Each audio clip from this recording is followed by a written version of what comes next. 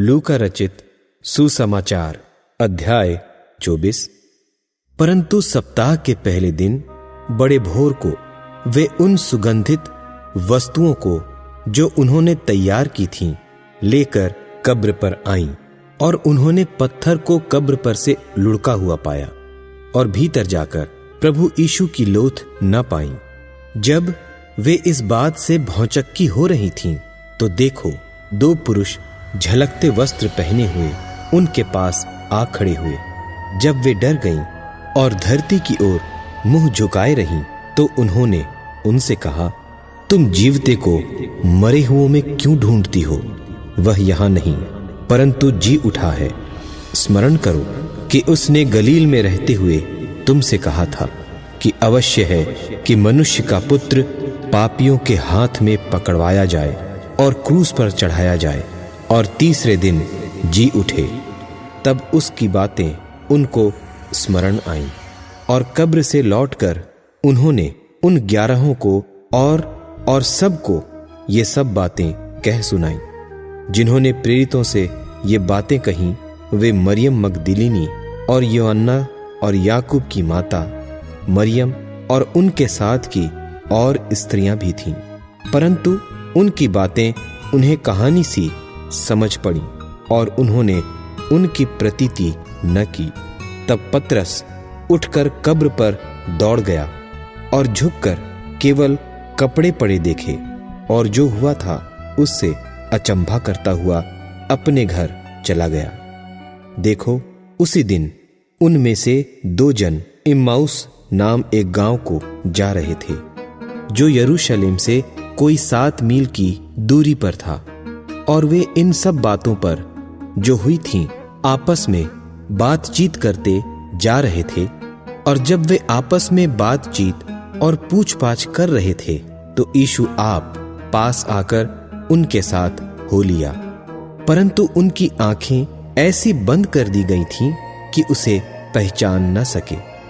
उसने उनसे पूछा, ये क्या बातें हैं जो तुम चलते चलते आपस में करते हो? वे उदास से खड़े रह गए। यह सुनकर उनमें से क्लियोपास नाम एक व्यक्ति ने कहा, क्या तू यरूशलेम में अकेला परदेशी है, जो नहीं जानता कि इन दिनों में उसमें क्या क्या हुआ है? उसने उनसे पूछा, कौन सी बातें? उन्होंने उससे कहा, यीशु नासरी के विषय में, जो परमेश्वर और सब लोगों के निकट काम और वचन में सामर्थी भविष्यद्वक्ता था, और महायाजकों और हमारे सरदारों ने उसे पकड़वा दिया कि उस पर मृत्यु की आज्ञा दी जाए और उसे क्रूस पर चढ़वाया। परंतु हमें आशा थी कि यही इस्राएल को छुटकारा देगा। और इन सब बातों के सिवाय इस घटना को हुए 3रा दिन है, और हम में से कई स्त्रियों ने भी हमें आश्चर्य में डाल दिया है, जो भोर को कब्र पर गई थीं, और जब उसकी लोथ न पाई, तो यह कहती हुई आई कि हमने स्वर्गदूतों का दर्शन पाया, जिन्होंने कहा कि वह जीवित है। तब हमारे साथियों में से कई एक कब्र पर गए, और जैसा स्त्रियों ने कहा था वैसा ही पाया, परंतु उसको न देखा।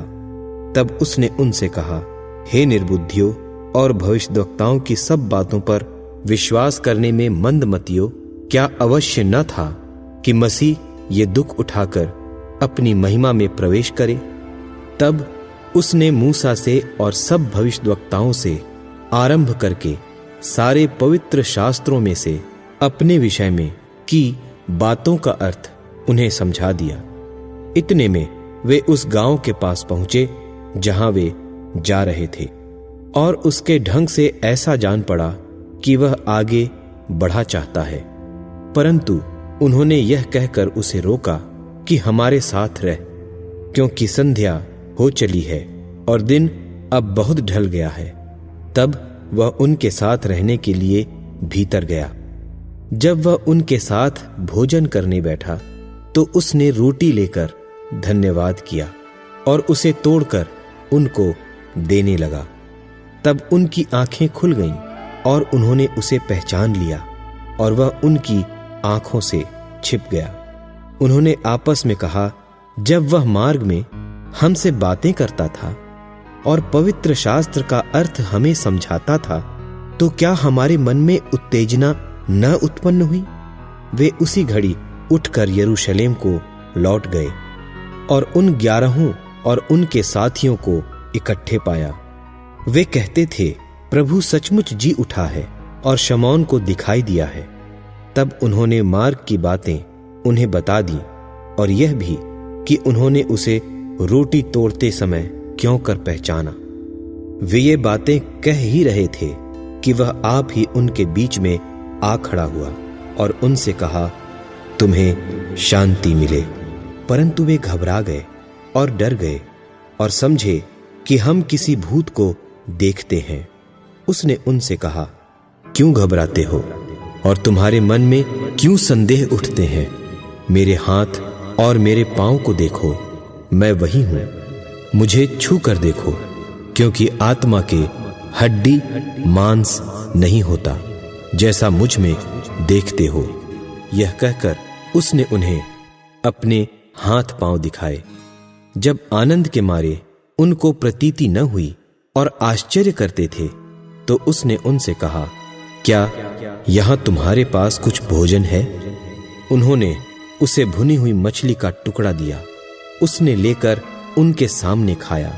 फिर उसने उनसे कहा, ये मेरी वे बातें हैं जो मैंने तुम्हारे साथ रहते हुए तुमसे कही थीं, कि अवश्य है कि जितनी बातें मूसा की व्यवस्था और भविष्यद्वक्ताओं और भजनों की पुस्तकों में मेरे विषय में लिखी हैं, सब पूरी हों।